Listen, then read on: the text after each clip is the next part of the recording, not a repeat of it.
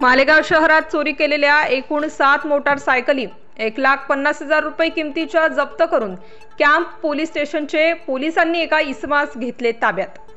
माननीय पोलीस अधीक्षक श्री विक्रम देशमाने साहेब, माननीय अप्पर पोलीस अधीक्षक श्री अनिकेत भारती सो, तसेच मालेगाव कॅम्प सहायक पोलीस अधीक्षक श्री सूरज गुंजाळ, तसेच मालेगाव कॅम्प पोलीस ठाणे प्रभारी अधिकारी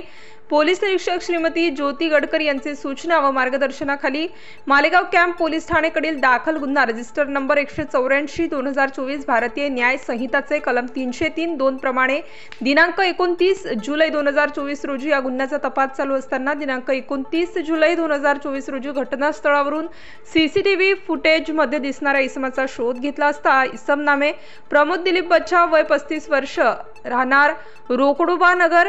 दाभाडी, मालेगाव असा असल्याचं निष्पन्न झाल्याने व त्यानेच गुन्ह्यातील Hero Honda Splendor plus motorcycle ही चोरी केल्याची माहिती मिळाल्याने त्यास पोलीस ठाणे येथे आणून त्यास विश्वासात घेऊन विचारपूस केली असता त्याने मालेगाव शहरातील वेगवेगळ्या ठिकाणावरून 7 मोटारसायकली चोरी केल्याची कबुली दिल्याने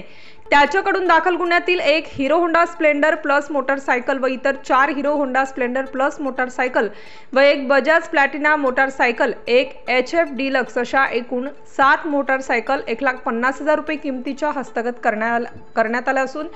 मिळालेल्या मोटारसायकल ह्या सदर इसमाने मालेगाव कॅम्प पोलीस ठाणे, मालेगाव शहर पोलीस ठाणे, मालेगाव छावणी पोलीस ठाणे हद्दीतून चोरी केल्याचे सांगितले आहे। वरील कारवाईसाठी police ठाणेकडील police havaldar 1182 Manoj Dinger, police naik 2104 Sachin Gosavi,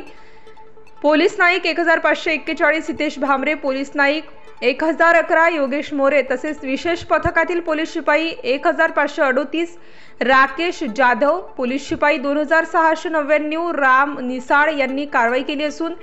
सदर गुन्ह्याचा तपास वरिष्ठांचे आदेशान्वये पोलीस नाईक 1625 हरीश कोडी हे करत आहेत। कॅम्प पोलीस स्टेशन हद्दीत 29 तारखेला एक 2 व्हीलर गाडी स्प्लेंडर चोरीला गेली होती। त्याचा तपास घेण्यासाठी तपास पथकातले आमचे कर्मचारी गेले, त्यांनी सीसीटीव्ही फुटेज बघितलं। त्यामध्ये एक आरोपी निष्पन्न झाला, फुटेजमध्ये दिसून आला आणि मग त्या आरोपीचा शोध घेत असता तो आरोपी प्रमोद दिलीप बच्चा हा राहणार आहे रोकडोबा नगर, दाभाडी हा निष्पन्न झाला।